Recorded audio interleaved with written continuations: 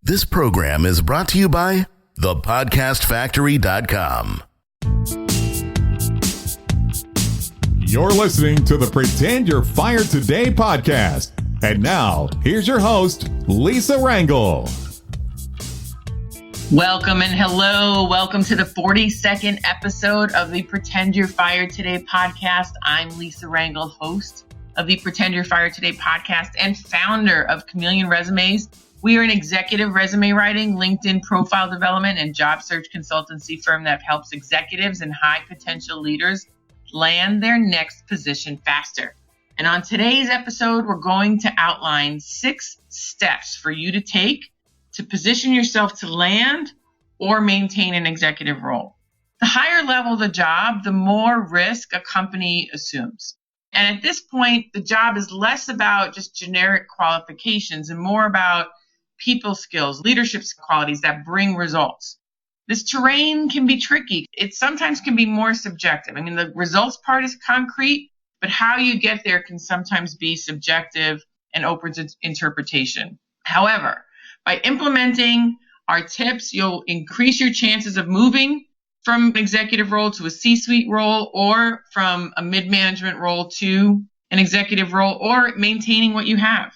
That's the key. So we're going to jump into 6 steps for you to be able to do this. So first, you want to make sure that you can work and have worked with different departments. In order to be a top executive of a large organization, it's important that you learn to work with different departments. As a C-level executive, as a high-level executive, you would no longer be responsible for just the sector that you grew up in initially. Now you'd be creating strategies for the company as a whole. You need to have the buy-in from everyone that works for that organization. It's why it's so imperative that you know how the different departments work and how they work cohesively.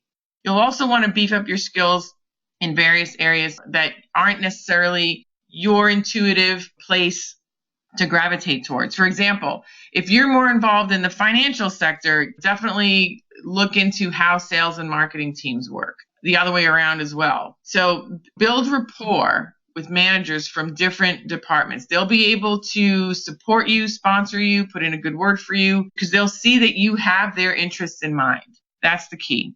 So next, develop the leadership qualities needed at this level. Leadership qualities are truly what separate mid-level managers from those in the executive and C-level roles. It can be easy to manage people, but it's not easy to lead people. Leadership takes vision. It's something that people want to follow. You need to be able to generate that thing that people want to follow.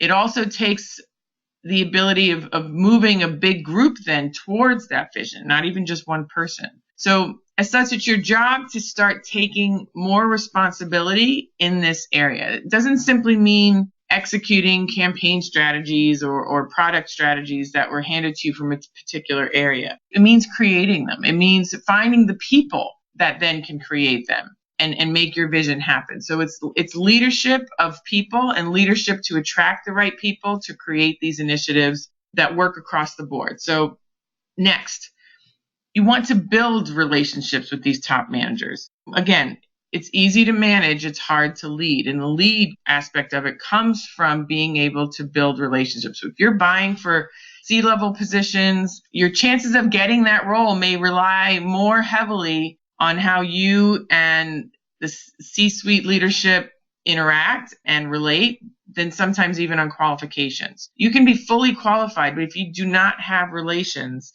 solid relations with this C-suite team, or the potential that it can happen, regardless of how qualified you are, if people feel like they can't work with you or relate to you or that you're going to understand them, your candidacy may stop short. So if you've made it this far in your quest, obviously you're qualified. So now at typically a stage where they're looking to make the decision to make an offer, it really comes down to, can everyone work together? Can you all achieve the company goals together and be able to work in a harmonious way? So it can also help, based on your relationship building skills, if you're sponsored by a top executive to be promoted at this level. So again, this can be more subjective, and it can have a lot to do with your personality, your rapport building skills, your reputation. However, this is a skill set to manage, is your relationship building skills with top managers. So find a way to get to know the team and increase your exposure to them and understand what they are moving forward with and how you can support them. And that will allow you to get into that role. Next, take international assignments. So if you are targeting C-suite or executive roles in multinational organizations, be sure to take on multinational jobs or assignments or projects, even short-term projects, as often as you can. Your credibility with future staff in those geographic regions will increase if they know that you've experienced work life from more than one country. Next, track, even anticipate what your competitors are doing. To stay ahead of the pack, you always need to be aware of what the rest of the pack is doing. Attend conferences, conventions, professional organization meetings. Have one-on-one conversations with key industry individuals to keep your due diligence on your competitors current and consistent. Successful C-level leaders, executives minimize the surprises from competitors, if not even totally eliminating them, with continuous corporate reconnaissance. You need to maintain this and never take anything for granted or never rest on your laurels.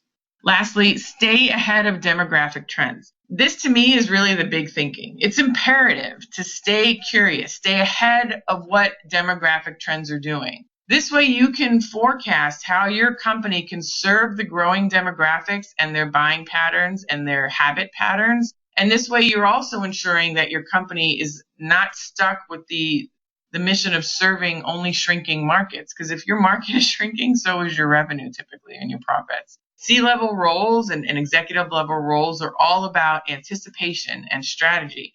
And this is where this type of thinking starts. Are you able to execute these steps on your own? Do you find that when you hear these 6 steps, you are excited, or are you a little bit in fear because you're not sure how to do this? So if you answered no, that you can't do these on your own, or that you're in fear, then you will want to hire us for personal guidance on how to elevate this aspect of your career to get the next role or maintain what you have for continuous executive job level security. So go to executivejobsecurity.com, invest in our executive job security program to work with our team of career performance coaches who can show you how to market yourself in this way, in these 6 steps, so you can stay on the radar and actively go after these high-level roles and maintain what you have. This way you don't have to do it alone, and you can maximize your efforts and minimize your time spent doing these activities by doing it right the first time. Our career coaching resource is found at executivejobsecurity.com. And in past episodes, we talked about the only way to truly protect yourself from job loss is to pretend you're fired today and make a list of the activities you would do to start finding your next job. This is a key element in the Pretend You're Fired Today action list. We want you to be in demand when you need it. So you need to create the demand before you need it. This way, if your job situation changes unexpectedly, you already have pent-up demand for what you do by doing these actions that I'm showing you here today. So for the next few episodes of the Pretend You're Fired Today podcast, we're going to continue to go through a list of tactics and activities to do now, as if you were let go today, to ensure that you are always employable, get hired fast into your next role, and you're always ready for whatever the world brings your way.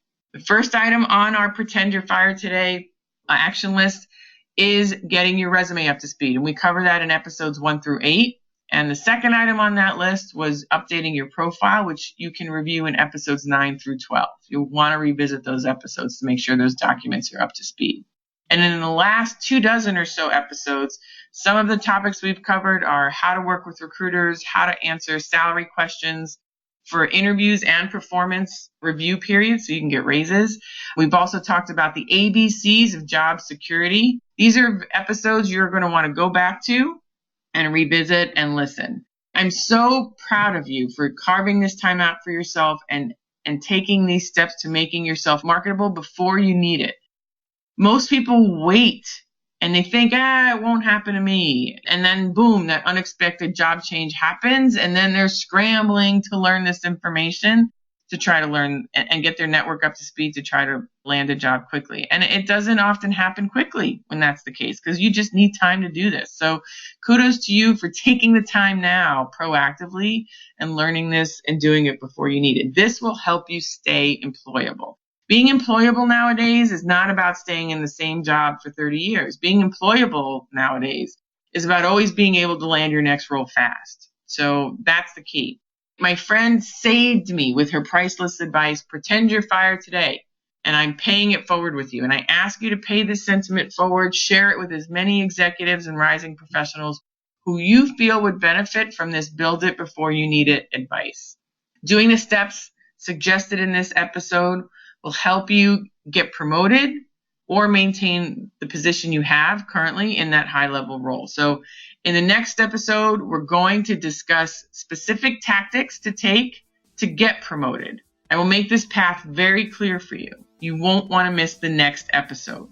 And in the interim, if you want personalized coaching for your career to help you with these steps that we discussed today, or to help you with another area that you're struggling with in your career, go to executivejobsecurity.com and hire us to help you directly to make sure you have continuous employability in your career. Looking forward to seeing you on the next episode. Be well.